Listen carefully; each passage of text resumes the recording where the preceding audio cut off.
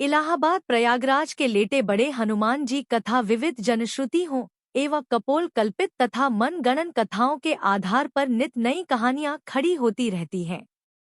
इनमें से कुछ तो सत्य होती है, किंतु कुछ का तो कोई आधार ही नहीं होता है। यही बात इलाहाबाद में प्रयागराज क्षेत्र के संगम तट पर स्थित पुराण प्रसिद्ध लेते हुए हनुमान जी के विषय में है। यह मंदिर धरती का एकमात्र मंदिर है जिसका विवरण पुराणों में विशद रूप से प्राप्त होता है।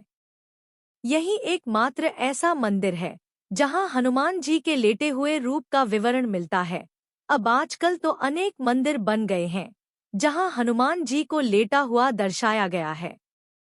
संभवतः महाराष्ट्र के औरंगाबाद के समीप में स्मल में बना लेते हुए हनुमान जी का विशाल मंदिर भी इसी श्रेणी में आता है। अस्तु जो भी हो, पुराणों में एक ही लेटे हुए हनुमान जी के मंदिर का विवरण प्राप्त होता है और वह प्रयाग क्षेत्र के संगम तट पर स्थित इलाहाबाद के बड़े हनुमान जी का मंदिर ही है।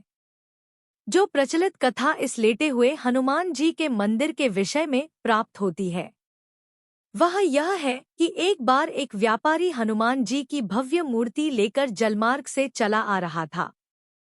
वह हनुमान जी का परम भक्त था।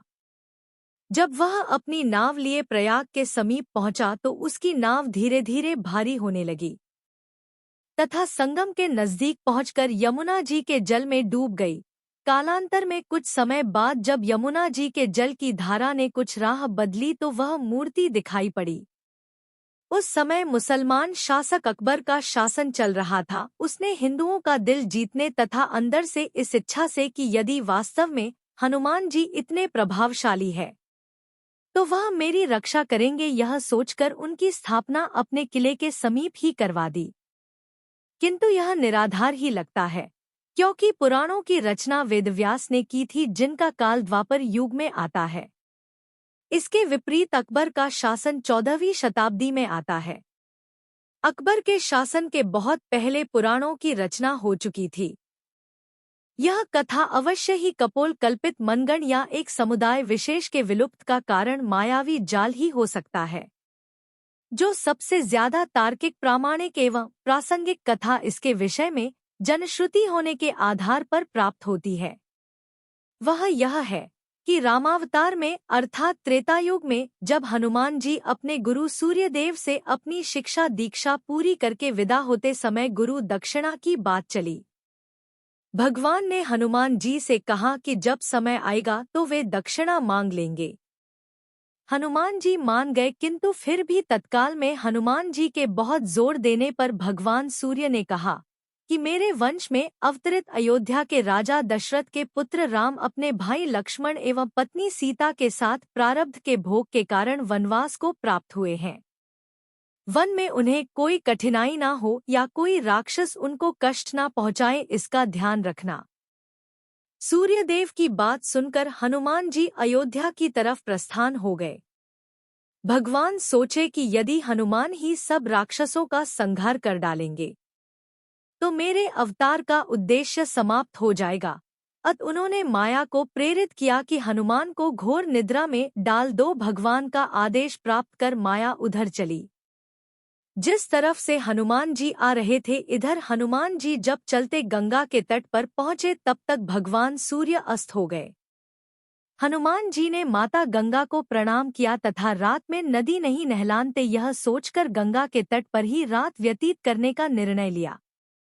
हनुमान जी के हृदय में अपने गुरु की आज्ञा पालन का संदेश घुमड़ रहा था। अतः उन्हें नींद भी नहीं आ रही थी। आता वह आसन लगाकर ध्यान में विचार मग्न हो गए।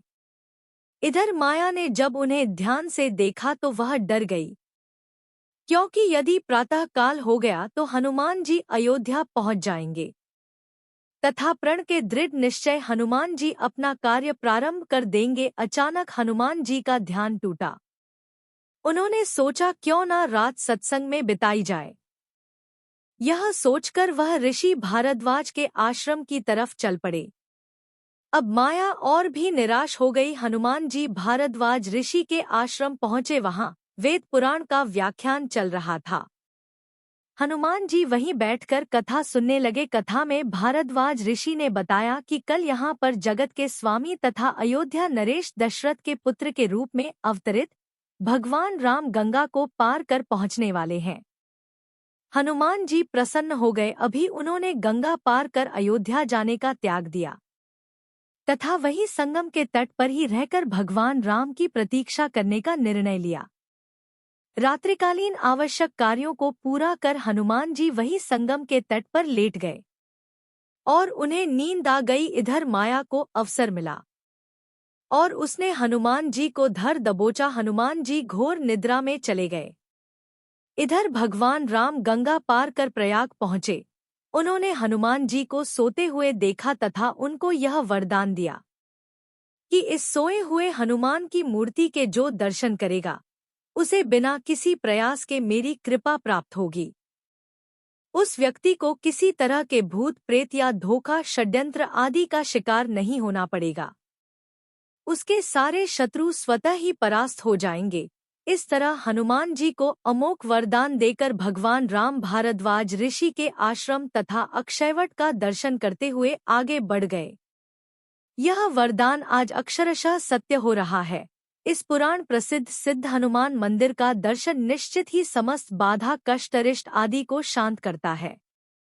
इधर प्रातःकाल जब गंगा देवी ने देखा कि एक प्राणी उनकी तरफ ही पाँव फैलाकर सो रहा है तो उन्होंने अपने आप को अपमानित महसूस करते हुए हनुमान जी को डूबो दिया। सूर्यदेव ने जब प्रातःकाल अपने शिष्य हनुमान की यह दशा देखी तो उन्होंने गंगा को अभिशाप दिया कि तुम्हारा हृदय मैला है।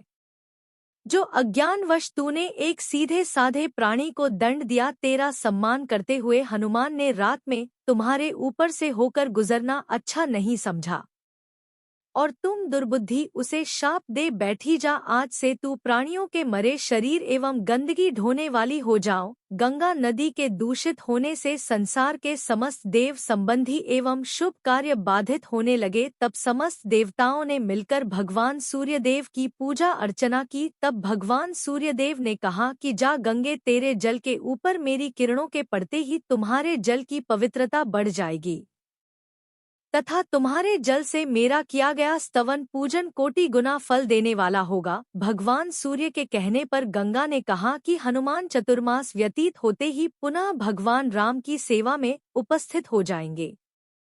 तब तक हनुमान जी किष्किंधा पर्वत पर सुग्रीव की सेना में लगे रहे। चतुर्मास बीतने पर भगवान राम सीता की खोज करते हुए किष्किंधा पर्वत पर पहुंचे। वहां पर उनकी मुलाकात भगवान राम से हुई। अस्तु कालांतर में जब मुगल शासन के दौरान अकबर के समय में जब बादशाह अकबर ने उस सिद्ध तपोभूमि को अपने किले के रूप में परिवर्तित करना प्रारंभ किया, तब उसके दीवार की ही सीध में सोए हुए हनुमान का मंदिर पड़ गया। उसने तत्कालीन हिंदू धर्म गुरुओं एवं पंडितों को रुपए पैसे का लोभ देकर तथा डरा धमकाकर उस सोए हनुमान जी के मंदिर को अन्यत्र स्थापित करवाने के लिए राजी किया।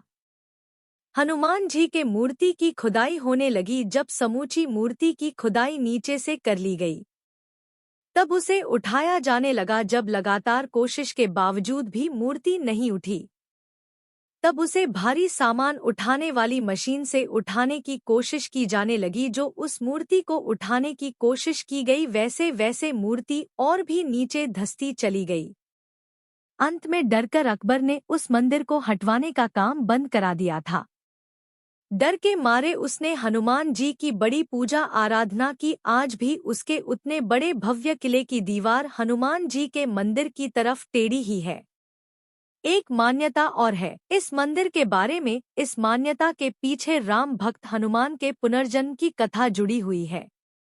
लंका विजय के बाद बजरंग बली जब अपार कष्ट से पीड़ित होकर मरणासन्न अवस्था में पहुंच गए थे तो मां जानकी ने इसी जगह पर उन्हें अपना सिंदूर देकर नया जीवन और हमेशा आरोग्य व चिरायु रहने का आशीर्वाद देते हुए कहा कि जो भी इस त्रिवेणी तट पर संगम स्नान पर आएगा उसको संगम स्नान का असली फल तभी मिलेगा जब वह हनुमान जी के दर्शन करेगा। यहाँ स्थापित हनुमान की अनूठी प्रतिमा को प्रयाग का कोतवाल होने का दर्जा भी हासिल है।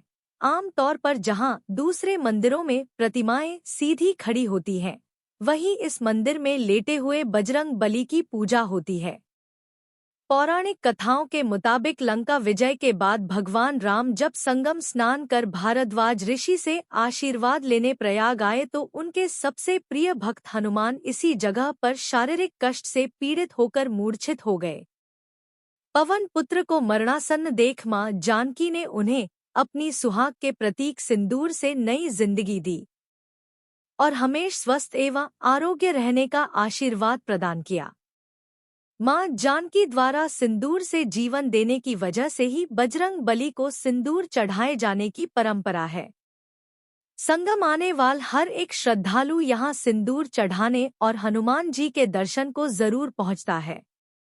बजरंग बली के लेटे हुए मंदिर में पूजा अर्चना के लिए यूं तो हर रोज ही देश के कोने कोने से हजारों भक्त आते हैं, लेकिन मंदिर के महंत आनंद गिरी महाराज के अनुसार राष्ट्रपिता महात्मा गांधी के साथ साथ पंडित नेहरू, इंदिरा गांधी, राजीव गांधी, सरदार वल्लभ भाई पटेल और चंद्रशेखर आजाद जैसे तमाम विभूतियों ने अपने सर को यहाँ झुकाया, पूजन किया और अपने लिए और अपने देश के लिए मनोकामना मांगी। यह कहा जाता है कि यहाँ मांगी गई मनोकामना अक्सर पूरी होती है।